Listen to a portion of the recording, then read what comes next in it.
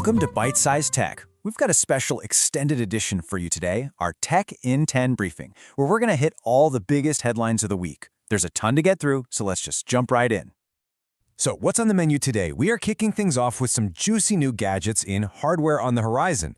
Then we'll dive headfirst into the AI explosion and all the new tools and tough questions that come with it. After that, we'll get serious with a look at cybercrime and controversy. Then we'll lighten things up with some amazing news about airplane Wi-Fi, and we'll wrap it all up by looking up at a truly once-in-a-lifetime cosmic event. All right, let's get into it. First up, hardware on the horizon. Let's talk about the new toys that might be heading to your desk, your pocket, and your living room real soon.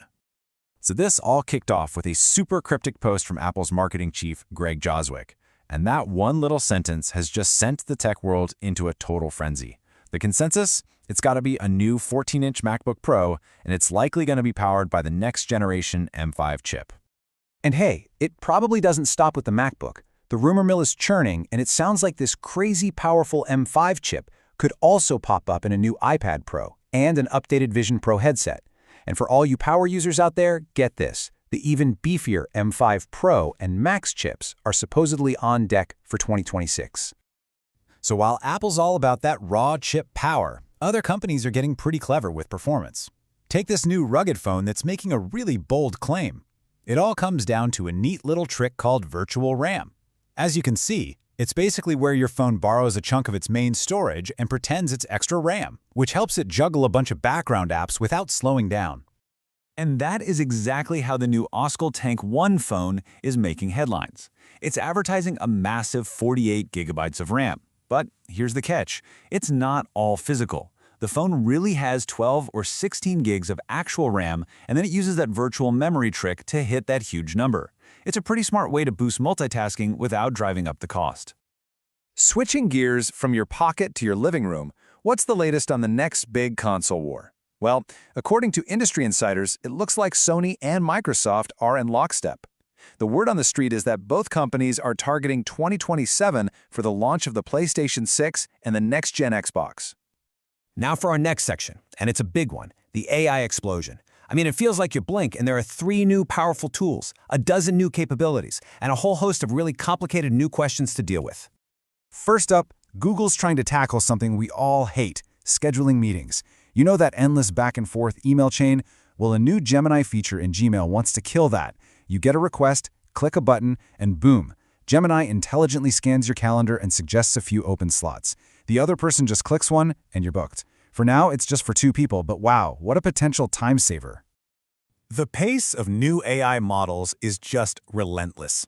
Microsoft just dropped MAI Image 1. It's their first ever in-house image generator, and it's already a top 10 performer right out of the gate. At the same time, Anthropic released Claude Haiku 4.5.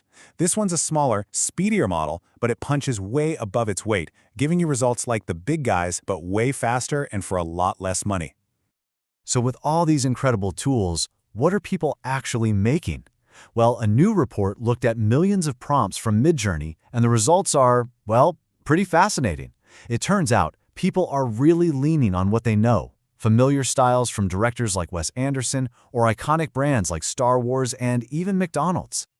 And this really makes you wonder, right? If everyone is just plugging in the same famous artists and the same movie franchises to get the look they want, are we kind of putting AI creativity in a box? Are we accidentally steering it into a repetitive rut? You know, there's actually a technical name for this exact problem: model collapse. It's what can happen when AI models get fed a diet of other AI-generated content. Over time, they can start to lose their spark, forget the little details from the original human data, and just start spitting out blander, more averaged-out results. It's a real risk, and it shows why we need to keep feeding them new, diverse, human-made stuff. From the potential pitfalls of AI, we're going to move to some of the more immediate dangers online. This next section takes a look at the darker side of the web, from sophisticated scams to some deeply disturbing behavior. First, let's talk about a particularly cruel and elaborate scam called pig butchering.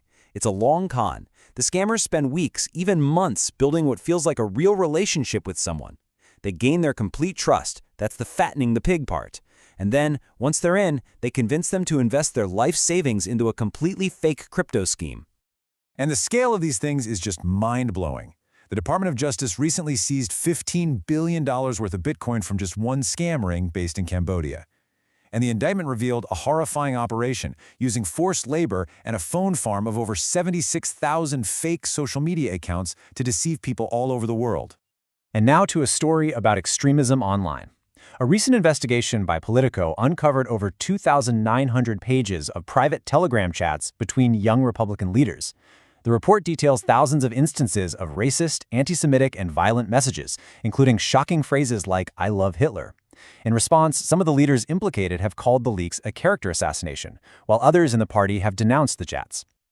Okay, let's pivot to something much more positive. This next story is about a real-world tech upgrade that could finally solve one of the biggest frustrations of modern travel. Anyone who's tried to get work done on a flight knows the pain of slow, unreliable Wi-Fi. But just look at the difference Starlink is making. With the old satellite service, you were lucky to get speeds under 10 megabits per second. But a recent test flight using Starlink, it clocked in around 250. That's not just an improvement, that's a revolution. And the experience totally backs up the numbers. A CNET journalist who tested the service said it was so fast and seamless, it felt just like being on a home fiber connection. You can stream movies, make video calls. It's the internet we've always wanted at 35,000 feet. For our final story, we're going from technology that connects us across the globe to a reminder of the vast universe above us. It's a chance to look up from our devices and witness something truly special.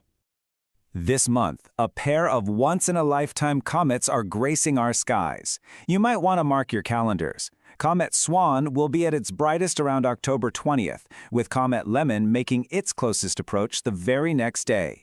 And when we say once in a lifetime, we mean it. Swan won't be back for 700 years, and Lemon won't return for another 1,300. And it's a powerful thought to end on, isn't it? We've just covered next-gen chips, AI that creates art in seconds, and internet in the stratosphere. But these comets exist on a completely different timeline. Which leaves us with a simple question. In a world of such incredible technology, when was the last time you just took a moment to stop and look up? If you enjoyed this episode, please like, comment, share, and subscribe.